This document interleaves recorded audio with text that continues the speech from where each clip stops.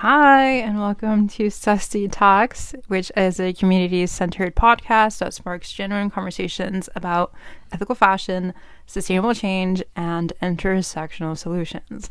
And I really hope this online space just drives positive change and empowers action, making sustainability more accessible and relevant to everyone. This is a self-funded initiative. I fund it with my eBay, so if you want to support that, link will be in the description. And then I also do Mexican artisanal collections, which they're coming out probably next year, 2025, so look forward to that. And I basically just upcycle pieces, and I aim to inspire stories that challenge the mainstream narratives in the fashion industry. But yeah, I'm super cold today. It is December 3rd and it's been like 10 degrees out, so if I sound a bit weird, I just usually struggle to adapt to the weather. I get really sickly. I'm technically not sick. I just feel like I'm gonna get sick, if that makes sense. I don't know if that happens to anyone else. And my voice just sounds weird today. It's shaky and just deeper than normal. Also, for audio listeners, I am using a different mic. The last two podcasts have been rough just because I couldn't really figure out the microphone. I bought it 2 years ago, can't return it, but I'm using this other one. It's on a Wet n Wild eyeliner. It's a very interesting mic situation. I've been such a fan of Wet n Wild all my life. I've been using them since I was 16. Not sponsored, but just want to mention cheap makeup that's good. It's getting rarer and rarer and rarer to find. But yeah, that's just an afterthought. But for today's podcast, we're gonna get into living with nuns after college. Yeah, you heard right. I lived with nuns. Sounds crazier now that I say it. But I did live with nuns after college, and I did experience a lot of activism burnout throughout the years. I'm 27 now, so I've been on the track records of a lot of different paths. So I'm going to talk about my path into activism and how it affected me, and then going to talk about living wages. They're non-existent, basically, and then touching on ethical fashion. So yeah, it's going to be a bit of a tangent, but that's kind of my life. It's never been straightforward. I've always been trying to figure things out constantly. I feel like I've had a very chaotic life, especially because for the past 5 years, I've been volunteering 15 to 30 hours a week. Yeah, 15 to 30 hours a week. It sounds, again, crazy, but that's just the nature of my life. I've been volunteering all these hours since I was 22, so basically right when I graduated. But yeah, this podcast is going to be super chatty. It's going to be super filled with tea on my personal life, so feel free to play this casually in the background. I do ramble a lot, and I just need a vent about these experiences, and hopefully it resonates with someone. I do want to take us back to when I was in high school. I used to actually help at a local homeless shelter, and it was my first experience with volunteering, with helping, being exposed to social issues. Even though I was raised in a frontline community, I didn't really understand what I was looking at. I was these people really need my help, so let me just go do it. And I didn't really think much of it. My friend just invited me through a club in high school, and I went a couple hours here and there. But it was only until I went to college that I really started to think more about helping people, of having some sort of philosophy behind it. I had joined my ministry center in my college to really grow in my Catholicism. I'm no longer Catholic, but when I was in my early 20s, I was I really need to learn how to be a good Catholic. And so that got me involved in their community outreach efforts. Feeding the homeless in Chicago, which is one of their programs. They also had this other outreach program where they would take us, the college kids, to the local food pantry and help prep the meals for the local community that was next to our school. So I tried to help as much as I could. I tried doing as much as I could. I was double majoring. I was working 3 different jobs. So I was working like 20, 25 hours a week, and I was taking all the classes, and I was involved in other clubs. So yeah, I always just try to do what I felt like I could manage. If I had some time, I would go. But my, I guess, thought process for much of that was, well, if I can do it, then I should do it. So like if I had the time, I should use that time to go help people. I should use that time to go feed people, stuff like that. And I thought it would help me become a better Catholic. Did it? I don't know, because I'm no longer Catholic, but that's not the point. But after graduation, I really started grappling with like, what am I supposed to do with my time? Like, I really want to help people. I did study business, I did study fashion, but I ended up doing a year of service. If you don't know what that is, it's basically an intentional time, usually for a year, when you help a community in need. And I did this with an organization that's now defunct called DVUSA, which is short for Dominican Volunteers USA. It's like a religious ordinance of Catholicism. And basically these volunteers respond to the needs of the poor and marginalized. Now, the biggest irony is I was poor and marginalized, but I didn't really see myself as that. So I was like, oh, I'm going to go help other people that are worse off than me. And for more context of DVUSA, it was established a long time ago, like in the early 2000s, by several congregations and provinces of like sisters and friars. And so fresh out of college, I like moved to Chicago because that's where I decided to be placed. And I go and I live with a nun. Yeah. I was 22, okay, and I kind of knew what I was getting into, but I didn't really know what I was getting into. I had applied back in March when I was still in my last semester of senior year of college, and I was accepted into the program in May, so 2 months afterwards, and it was not competitive. No one really goes that route, so like they didn't have a lot of applicants, so they kind of almost accepted anyone that applied, basically. But they made it feel official, even though looking back later on, I'm like, they needed me more than I needed them, basically. Anyways, but I became a volunteer coordinator for St. James Food Pantry, which is next to the Illinois Institute of Technology in Chicago. But I could have chosen a lot of different programs in different states, but I had decided to stay in Chicago very intentionally. I was super close to the friends that I had made in college, or at least that's what I thought. But something happened that kind of ruined everything. So I don't know how you've experienced friend groups. I've always had trouble with them, but in my college group experience, I thought we were going to be friends forever, okay? That's just a disclaimer. I was really willing to stay in Chicago, even though I did have the sense of urgency to move somewhere else. I was like, I wanna like maintain a relationship, so I might as well stay here. But I ended up becoming really close with one of my guy friends, but he was simply a friend. But he ended up wanting to be more, okay? And I just did not feel the same way. So after multiple occurrences of continuously saying no, it just got around to my friend group because he was asking advice of what to do. And I was like, why does he keep trying? And eventually things just spread to the entire friend group. It was not anything private anymore. It just became a whole drama. And one time we were all in the group chat texting about plans, about things. I don't really remember what.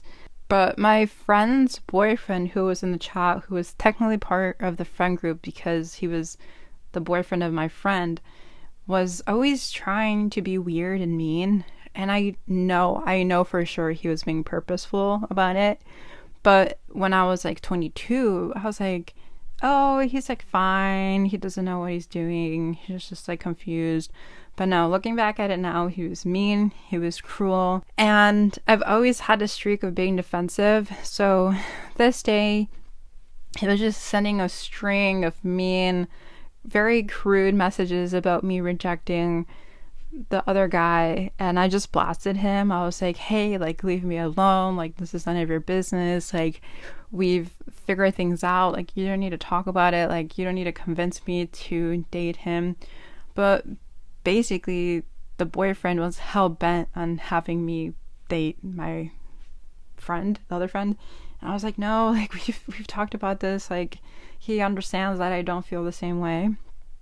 But yeah, I eventually had to like pause the text because they were just like going back and forth. We were basically fighting, and I was like, no, like, I can't do this anymore. So like, shut off my phone.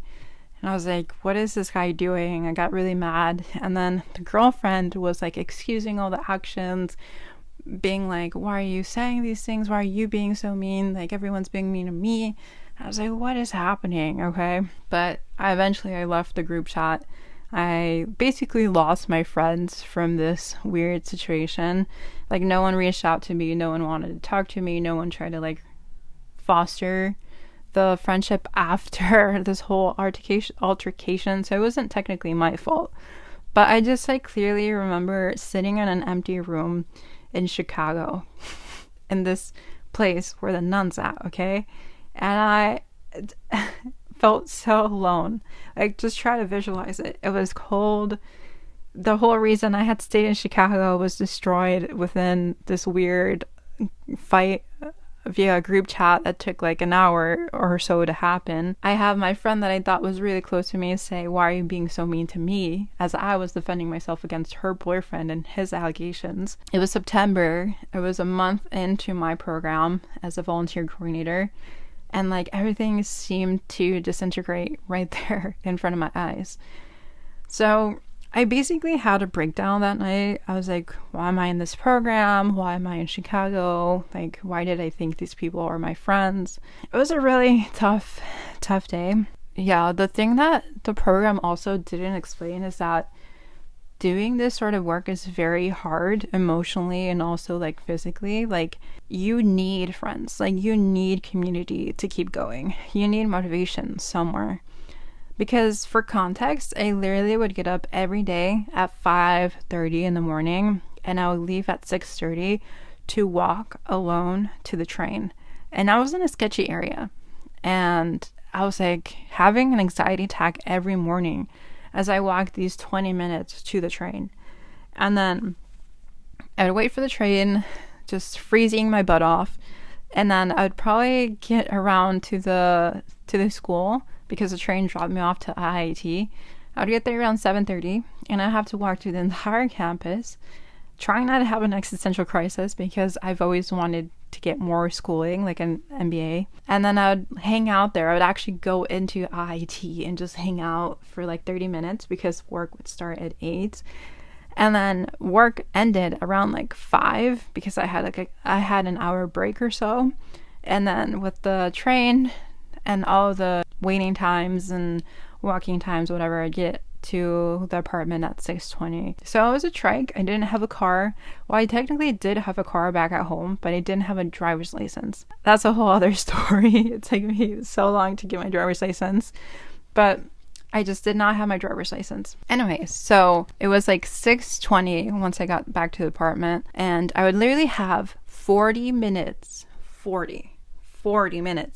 to relax before I had to attend the mandatory 7 p.m. dinner with my roommates. I had like 2 other roommates that were around my age that were in different programs in Chicago. Sometimes I would cook the dinner. Sometimes I wouldn't. So sometimes I had to like cook at 6:20. Like, as soon as I got into the apartment, I had to like cook. Some days when I was not cooking, I could relax. So it just depended.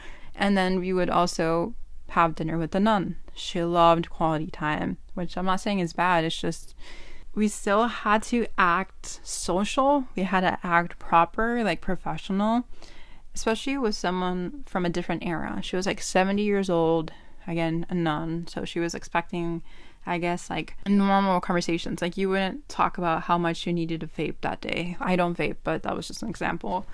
And then we would finish dinner around 8 p.m., but we would always clean up afterwards, all of us together. And then depending on how fast we cleaned up the kitchen, washed the dishes, we had to do it then, right after dinner, we would then pray. also mandatory. So you kind of see like what I'm saying. There's a lot of structure, and sometimes you didn't even have a minute to relax, depending or not if you had to cook. Okay, are you following? I bet you're thinking, wow, that's a lot. But all of this to say, we prayed at 8 and then we ended by 9. So let's say it was a typical day. I've been up since 5:30. Let's say I had to cook dinner. I've been cooking since 6:20 since I've arrived. And then my day ends at 9 p.m. But like I said, the nun that we lived with loved quality time. She loved watching shows and movies specifically. So sometimes she would convince us to watch a movie or a TV show with her. Now we're living with her. We want to be on a good page with her. So sometimes I would watch something, sometimes I wouldn't. It just depended on what the vibe was for me. Sometimes I just could not socialize anymore. Sometimes my day would end at 10. Normally it did. So I literally had a full-time job and I had to socialize with all these other people until 10 p.m. So I didn't really have a personal life, okay? And mind you, it was also my first full-time job ever. And that just also reflects that I wouldn't have time or space for a boyfriend either in this circumstance. Like, when would he come over? When would we hang out? Like, we also had to do stuff on Saturday and Sundays. Like, we had to go to church on Sundays. And Saturdays, the nun liked to be joined to get groceries. And I would always get myself out of that situation because I just was not having it. Or else I'd be working like 7 days a week. And I haven't mentioned that they didn't even pay us minimum wage. They didn't. They only paid us $300, I believe, to $500. But I can't remember exactly, but I think it was $300 as a stipend a month for our efforts. Full-time work. And this is real work too. It wasn't like you could like leave and go and do whatever. Like, I was a volunteer coordinator for a food pantry. Like, people saw me with this title at work. They thought I was being paid. Like, other staff members would treat me as an equal. I was there from like 8 to 5 every day, Monday through Friday. And I was only paid $300. And I still had to do all the other stuff until 10. Okay? And I was poor. And I didn't have resources. I just cannot fathom how I ever agreed to this. Because a typical role like this, beginner wage, would be like 30 to 40K a year, easily. Maybe 20K if the place is super underfunded, but it'd probably end up being like a part-time job if you're earning that little. To put it into context, within a whole year, I would only have made $3,600 for working full time. I didn't make it a full year, and I'll get into that, but it's a lot of responsibility to do this while still following rules from a nun. Like, I'm someone that's very spontaneous. I hate rules. I hate work, basically, but I was in a way grappling with how to be grateful and thankful for the opportunity, because we weren't paying bills. Like, we weren't paying the rent, but they didn't pay the train. Like, we had to pay that. So it kind of was something I resented because those trains are expensive. If you've ever been to Chicago, each train ride costs you $250, and I needed to take 2 of them every day. But sometimes I would take another additional one just in case I wanted to go to like the library or somewhere else. It was like 2 to 3 a day. So $250 times 3 is $7.50 a day. Times that by 5, that's around like 30 something dollars. That's just rounded up to $34 a week. In a month, that's $120. And if I'm only paid like $300, that's a third of my wage, basically. So technically I was only being paid like $200 or less than $200 for my efforts. Okay. Yeah. So it didn't last long. Surprise, surprise. So in October, when I stepped away, which was literally 3 months into the program, I quit. I also was not eating. I was very frustrated. Again, I had no friends. I had no fun. There was too many rules. And the only option was to really move back home. It was a quick decision. I was like, I need to go. Like, I'm not giving 2 weeks. I'm not gonna negotiate. And they even tried to tell me that I was in a contract, which I was, but I told them, hey, like, my health is really bad. My mental health is ruined by this. Like, I'm struggling with like personal matters. I'm struggling with the program itself. Within the whole process of these whole 3 months, I hadn't even made $600. And I vividly remember my friend driving me back home from Chicago to my suburb near it. And she was like scolding me the whole time that I had quit. And I was explaining to her, like, it's not really worth your efforts if you're only being paid technically $200 a month. Like, who's going to live off of this?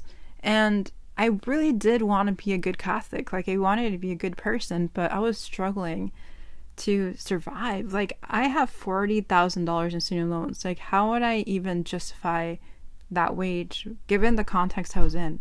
And if I wanted to help like the poor and marginalized, like, I had to help myself because I was the poor and marginalized. But she didn't really understand. She was saying like I should have helped more, like I should have withstood it. Like, that's the reason why the programs exist, to test your faith, to like push yourself, to really be present and do things that are hard. And I was like, I need to be present for myself. Like, I need to take care of myself first versus anything else. And I was really affected by the loss of my friend group. That was the whole reason why I was there in the first place, right? But yeah, that was just a really tough moment of explaining that to her. She didn't get it, but I didn't really care. I was like, thank you for the ride, but I don't think we're friends either too. So I lost another friend because I left this program. But that just kind of shows you the people I was around. So I didn't really feel like I lost a friend. I just felt like I had wasted my time on someone that I thought was a friend.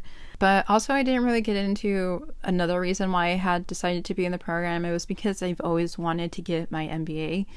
Again, I studied business and I always had the plan of going back to school.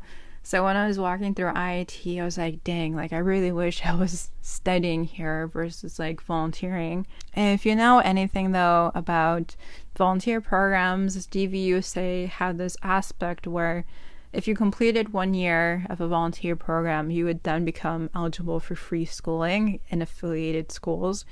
And DVUSA is all across the nation, so I could have easily have found a program. But the one that I gravitated the most to and closest to where I wanted to stay was getting my MBA in Wisconsin and ideally start the August 2020 fall semester. But that didn't work out because when I left the program, I technically left my dreams of becoming eligible for free school to get my MBA.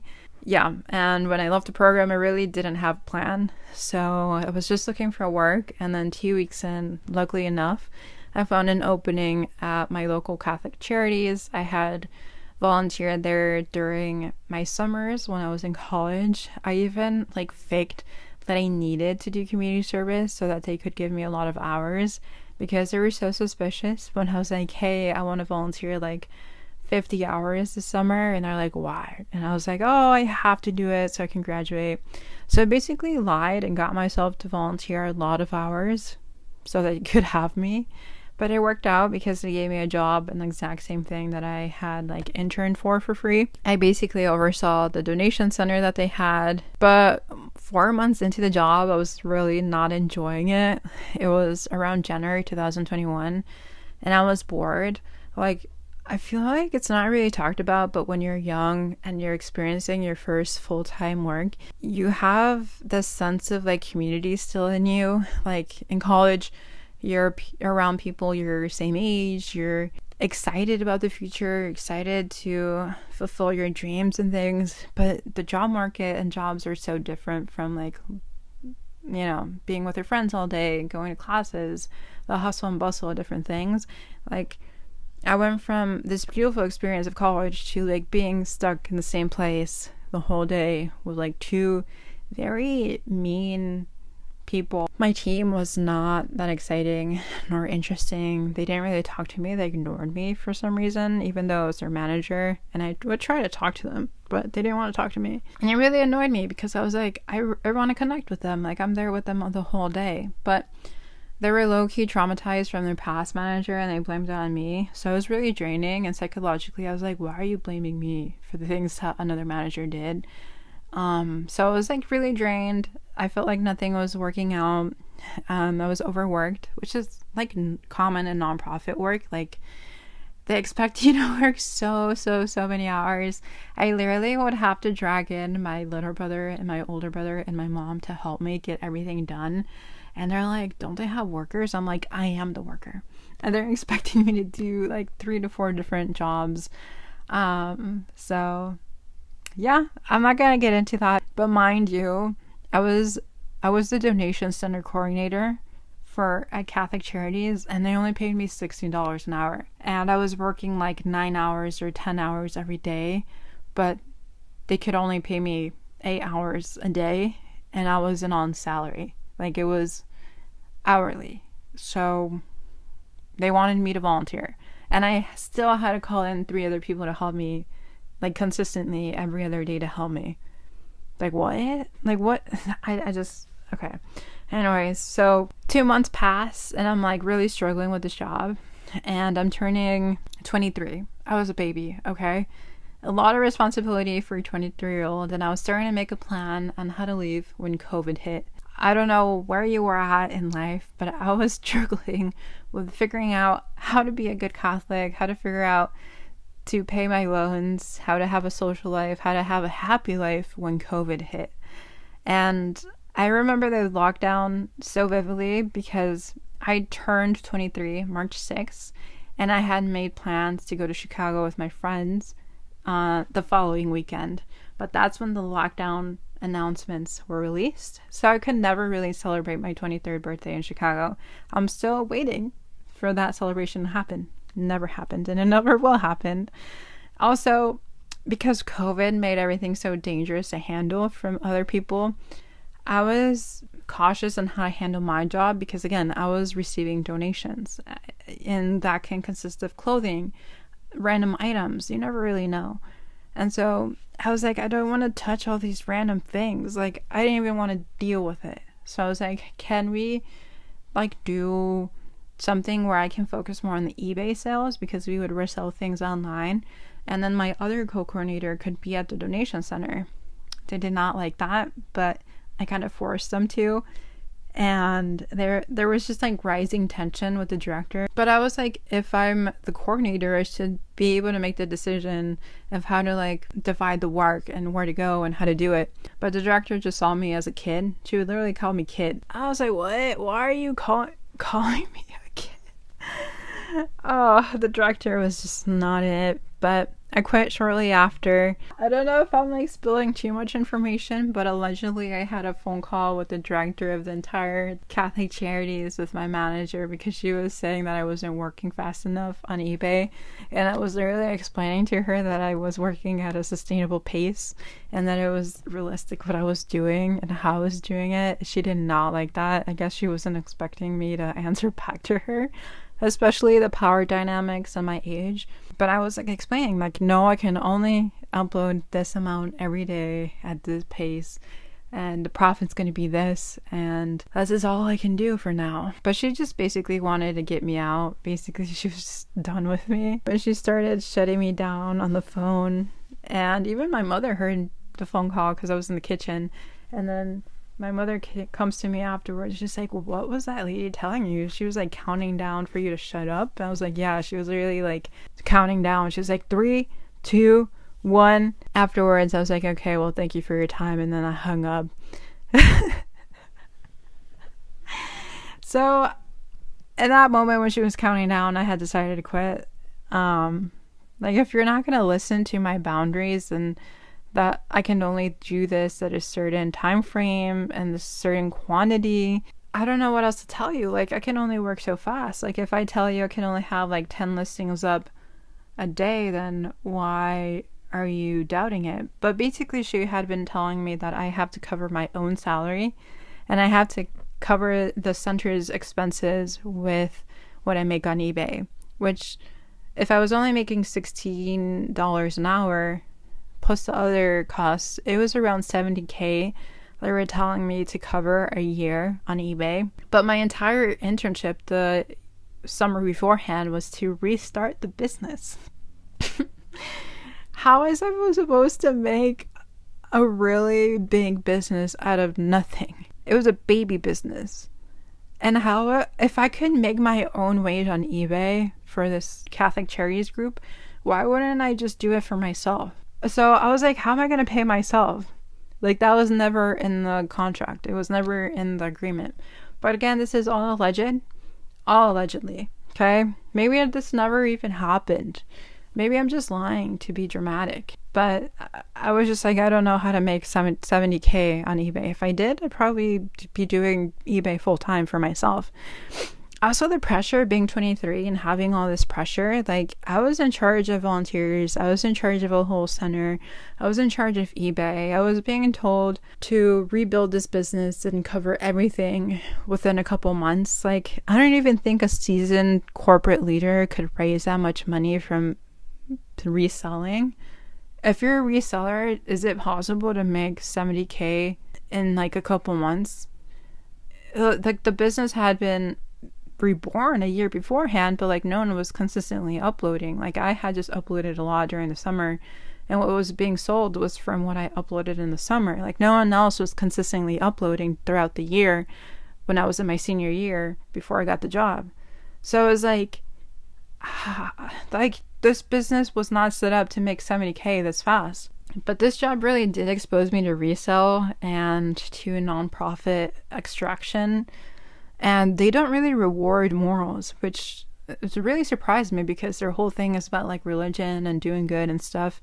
But they're very much like a corporation. Like, they really extract a lot of labor from their workers, or maybe even more work from their workers, because they're getting paid less and they're expected to do more. It's high stress because you're dealing with very serious things. There's a lot of like moral philosophy and ideologies to pressure you to work more. Like, do you really care? Do you really want to help these people? Then take on this, this, and this, and this. And you're like, I just want to be a good Catholic. I want to be a good person. Also, to reach social justice, you can't really do that when you're putting like quote unquote band-aids on things, because that's what I feel like nonprofit work is, just putting a band-aid to issues or like doing immediate fixes, but it's like not a long-term solution.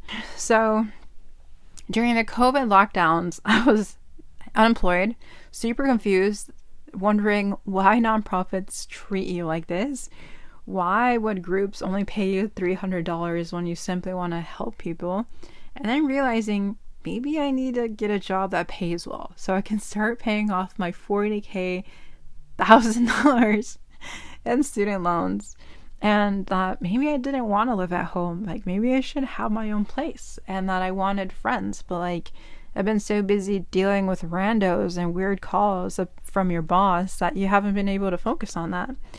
So I decided to join Sunrise Movement, which is a group that I had randomly Googled when I was studying or researching environmental justice. And I had seen that they had hubs across the nation and that there was a hub in Chicago.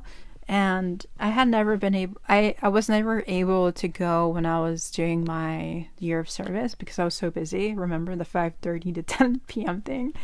So when I was finally living at home in my suburb, I was like, oh, I can still take the train to Chicago. It's like just an hour away. And I would get emails from them, so I was getting more encouraged to join. And then one time I got an email saying, you're invited to go to this online meeting showing you the interconnection of environmental justice with Latinos, like you should come. And I attended. It was a very informative hour and a half, I think. And they had a different session, and I went to that one.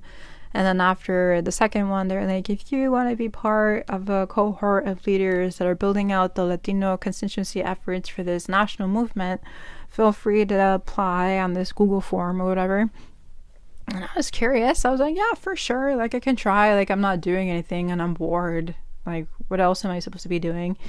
So I really became part of that. I grew those efforts. I was there for like 3 years and I was doing it unpaid. But I did grow a lot in learning how to organize people. And then I had also later on formed like fashion activism spaces on a national and global level. And then later on, I like co-founded a really powerful tenant union with some what I thought were friends. But honestly, most of these efforts did come with a lot of struggle and a lot of personal effort. It was a lot of volunteer hours, a lot of unpaid labor, which I now honestly do resent because I still owe $40,000 in student loans. And I honestly would say that how I got radicalized into activism was accidental. Like, I did join these, like constituency Latino meetings for this environmental justice group, but I didn't know what activism was.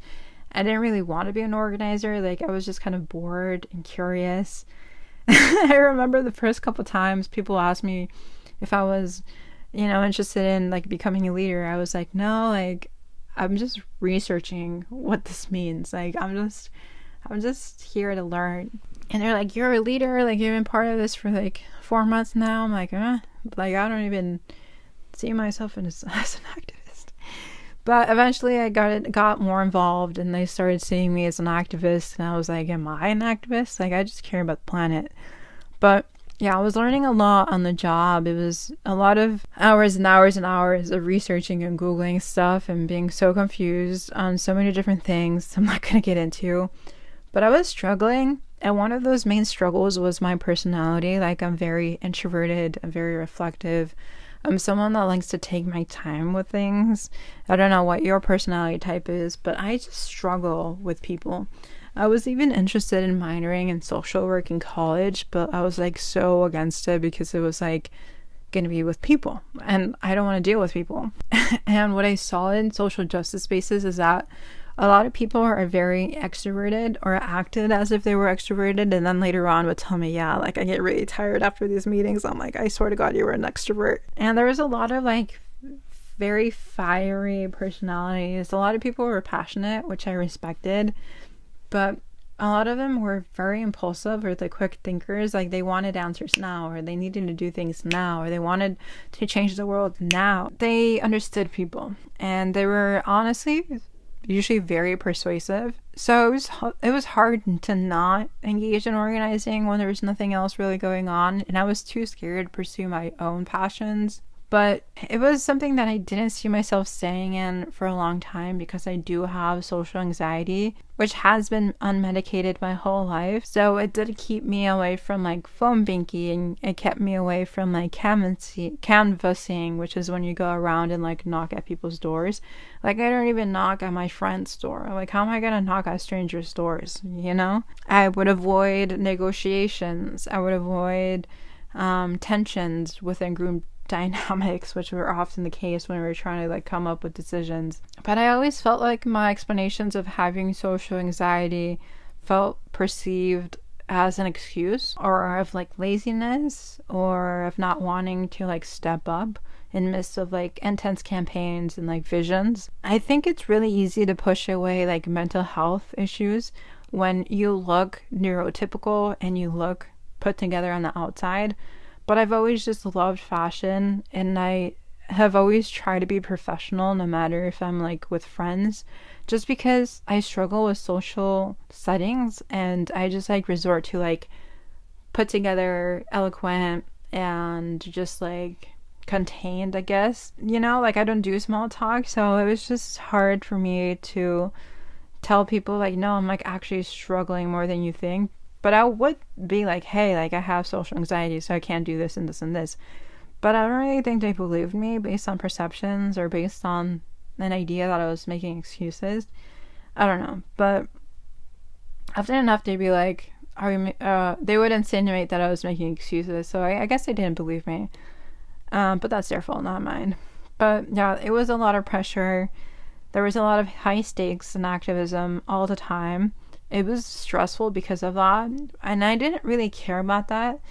It's just, if you're up to the challenge, it can be really fruitful. But for me, it was draining and it left me feeling empty. And it actually caused a lot of depressive episodes because I was like, I'm not built for this. Like, I can't do this. And everyone needs me. Yeah, I can't step up. So I would just really feel so bad about myself. But I'm not built for that sort of work. I do deeply care about these issues, and I will continue to care, and I will continue to advocate. But canvassing and phone banking and like negotiations are not something that I'm built for. And I feel like that's why roles are so important for those that are in activist spaces, because I've been the one that always gravitates towards like creative things, like communications, like blogs and social media and TikToks and the branding of things. I've always been a straight A student, but I've always been super introverted and just want to be behind scenes. Like, I don't want to be in the forefront.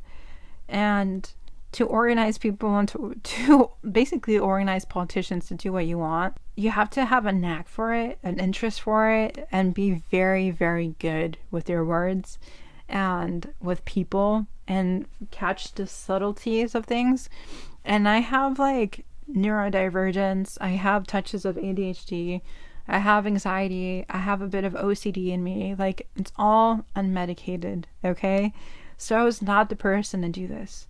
I was not the person to step up in really high stakes situations, and I'm still not. So yeah, I never really felt connected to things because that's like the majority of what you do with your time. I can say that I was an accidental activist. I was very successful because I forced myself into comms roles. I became like the blog coordinator. I became in charge of the social media efforts. I became part of the rebrand efforts. I became part of like the narrative work. Like, that's how I thrived, and I literally had to convince people to put me in those roles because that was the only way I could actually stay there. But yeah, there's only so much you can do as a neurodivergent Latina who's low income. And I'm also from a frontline community. And if you know anything about me, is that I'm very honest and I'm very direct. And that doesn't really work well in professional settings, which is something else I wanted to talk about.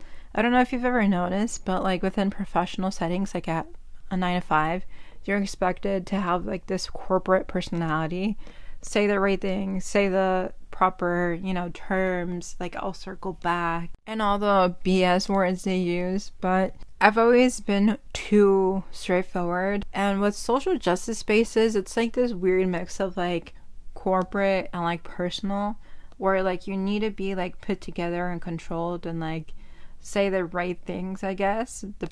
And that depends on like the group culture. Like, every group is going to be different, so they're expecting certain slang words and certain tonalities. So within the environmental justice group I was in, it was a white dominated environmental space, which is fairly common. So they used a lot of corporate jargon and corporate wording. We also had to be more white sounding, if that makes sense. So like, we had to put on the white accent and like be very cutesy with our words and like have this said this way and like roll your like throat, not your R's, your throat. You know how they go like rawr, like, now we're going, yeah, like that sort of thing. And I would find myself doing that a lot, but naturally I'm like, let's get to the fucking point, you know what I mean? So that didn't really work out well, but they still wanted you to be personal in some way, like share things, but don't share things too much. Like, we hate the system, but don't hate it too much. Like, we can hate the structure of this, but we have to say it in a nice way, sort of thing. And I just didn't understand that. But working 30 hours for free at these sort of spaces that were white-led was honestly, like, for me, very bad for my mental health, because like, I wasn't making money and I was doing this for like 3 years. Somehow I was doing this for 3 years. I ended up really caring about this topic, especially because I was raised in a frontline city and I was in a frontline city. But when you're in white-led environmental justice spaces, it just ended up exploiting me and making me feel guilty for leaving and for voicing my concerns, especially when you're building out like Latino efforts that can help the whole nation. But I'm not trying to dwell. It's just like, for me now, the way my personality thrives and what I want to be doing with my life is to stay on YouTube, to stay on my blog, to focus on ethical fashion. I think it'll actually really allow me to stay connected with others while working for my financial stability, for my mental stability, work on my own time, on my own schedule, like help me build my legacy for myself, where I can control the narrative, where I control the creative direction, where I have my own space to voice my thoughts without being controlled or being told like that's not worthy of our time. Another perk is I have like weeks and weeks and weeks to work on projects. Like I can move on from thing to thing, which I really love because I have a spontaneous mind and I don't like to stay on the same thing for too long. And I like the ability to learn and try new things. I love the idea of financial stability through my sustainable fashion work, specifically eBay and my collections that I'm having come out soon in the next year. And then just like learning skills like editing and filming. And you don't really have the ability to do these things in a typical 9 to 5. And with the past job scenarios that I've had, it's like I literally never had any time to follow my own interests. Like I always known that I want to do my own blog. I've always known I want to do my YouTube. It's just like when you don't have people paying you a fair wage or giving you time to relax, it's impossible, literally impossible to pursue what you really, really love in life. And when I was organizing with this environmental justice group for like 3 years, basically throughout the lockdown of COVID, I would be doing this while working part-time jobs. So I would go to my part-time job at like 9, get out at like 2, quickly shower, and I had meetings from like 3 to 7. So by 7, I was tired, so I would take a nap, and by that point, it was 8. So when was I actually going to work on my stuff if I have to wake up the next day by 6?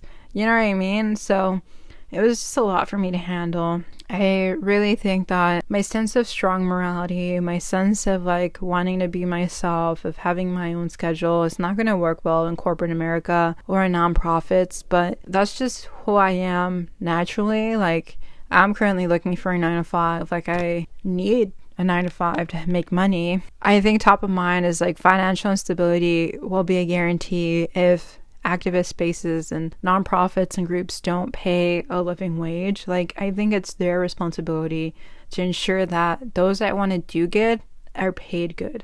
Like just because we want to do good in life doesn't justify that we're going to be exploited ourselves.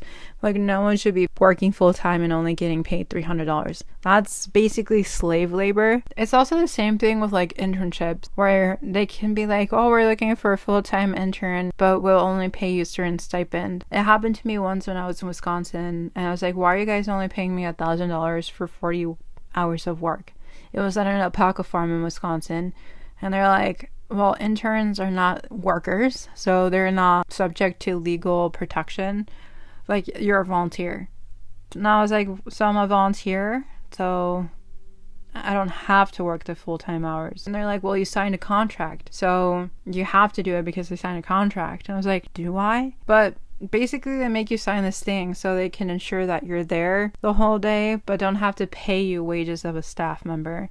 And I was like, what? And then I quit and they were like, what about the contract? I'm like, it's not legally binding, is it? Like, you're going to sue me for not wanting to volunteer anymore? That's basically why they let me go, because they knew they would not be able to take me to court because I was a volunteer. Anyways, another bad experience, but really, like, truly, we need to start paying people like minimum like $25 an hour. Like that should be the standard national minimum wage. Things are so expensive. Like housing is just, oh my god, scary. Like even to rent a place, minimum $1,000. You want your own studio, probably gonna be like $1,500. And if you're not even making $16 an hour, how are you even gonna eat? Like 16 is not enough. Some people are being paid minimum wage like $14. I recently quit a part-time receptionist job at a gym, and it was like 20 hours a week, paid $14.25. How much did I make in a month? $800. Who is going to survive off of $800 a month? Minimum wage cannot be $14 or less. It has to be $25, especially with all this price gouging. A sandwich will cost you like $7 at 12 p.m. during lunch hour, but at like 2 o'clock it's going to be $4 because there's less demand. Like, what is happening? What is happening? And we're not even being paid a living wage. What? I just don't get it. So honestly, it's been a super long journey though to get to these realizations. And I think that's the true radicalization for me, that we need safe and dignified life. No matter if you want to be a good activist, a good Catholic, a good worker, we need enough money to survive. Our current economic system is only keeping us into cycles of poverty where we're relying on credit cards to pay our groceries, which is not okay. It's been a long journey, okay? But like, work is work, and I think we all recognize that. Like, we all have to work. It's just we really need to survive off of it, and we need resources to like have good mental health, to have a good life, to have emotional support. Like, a lot of the things I was asking in my journey of activism was mental and emotional support. And I never got that. If I don't have insurance, how am I going to go to a therapist? If I don't have a friend support, then how am I going to keep, volunteering? Like, we need inspiration, we need motivation, we need connection. And so I think I'm just going to have to make consistent daily decisions and how best to thrive in very messed up scenarios and situations. Like, we do still have to fight the good fight. Like, we still need to work towards like addressing systemic issues, but systems of accountability truly do lack, not only on a governmental level, but also micro level, such as social justice spaces, because nonprofit work and social justice work cannot rely on the extraction of low-income, marginalized leaders like me, who have taken up a lot of responsibility, who try to gain the respect and authority and dignity they inherently need and should be worthy of. I don't have to prove myself to get a wage. I don't need to prove myself to get positions where I can like be thriving in society. I feel like everyone needs safe housing. I think everyone deserves a good job. I think everyone deserves access to health insurance so they can get access to like therapists and like physicians and all these other things. So again, I do not want us to rely on the extraction of Black and brown labor. That's the only thing that I'm truly mad about, that people extracted me and my labor. I will never get over the fact that people will justify paying you $300 or $500 a month for full-time work. It's not ethical. It's not justified, and it just adds more stress and more pressure for those already struggling at the forefront of social and environmental issues. And it keeps people like me in cycles of poverty and injustices, because I don't have a job right now. I'm $40,000 in student loans, and I'm fighting for a chance in this current job market. But my final thoughts is that we all need fair wages. We all need opportunities.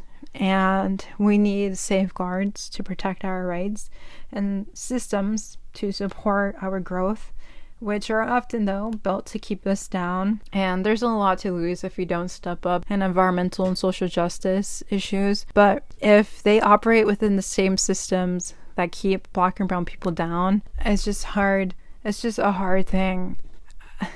There's capitalism, there's colonialism entrenched in social justice groups and environmental justice groups. So I don't have all the answers on how to do this. For now, at least, I'm not returning to organizing. I think a lot of damage has been done, and I'm trying not to be resentful.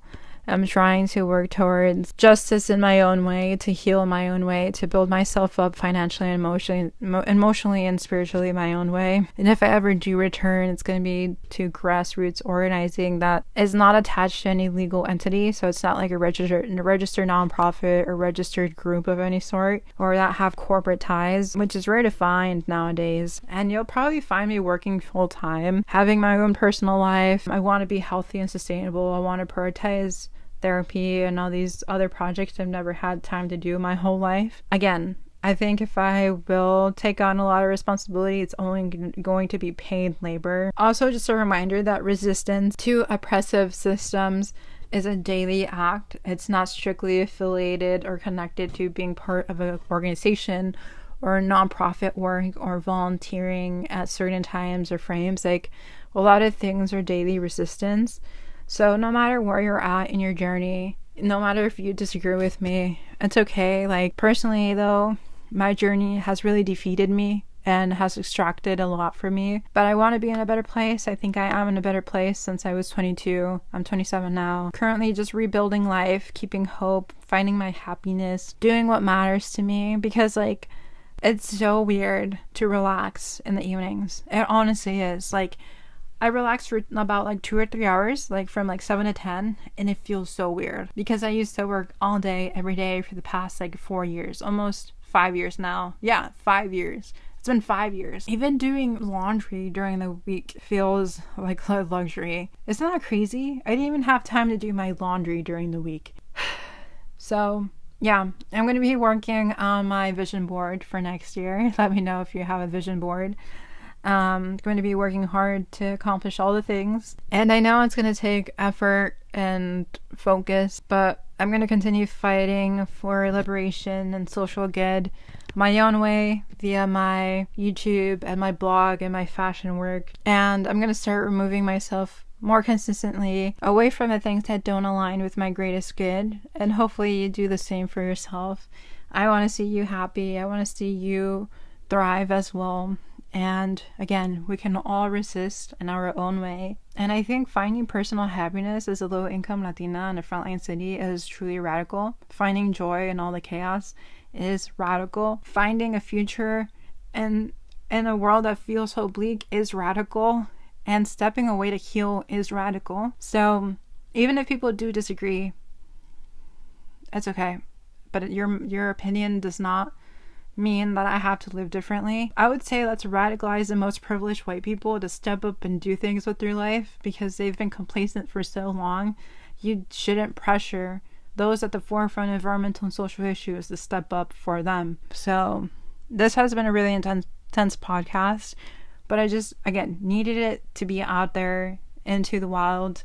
There's a lot of other jobs that extracted my labor and did a lot of dirty things to me. It's built up my resume, but I really don't need those sort of things in my life anymore. I don't need to talk about them. But my time in these sort of spaces and conversations are just not fulfilling and not needed for my mental health and my own ability to move forward from all my past struggles. So yeah, hopefully you understand. If not, that's okay. But until next time, we'll go back to ethical fashion and intersectional solutions to it and for sustainable, positive ways forward. Until next time, peace and love. Bye.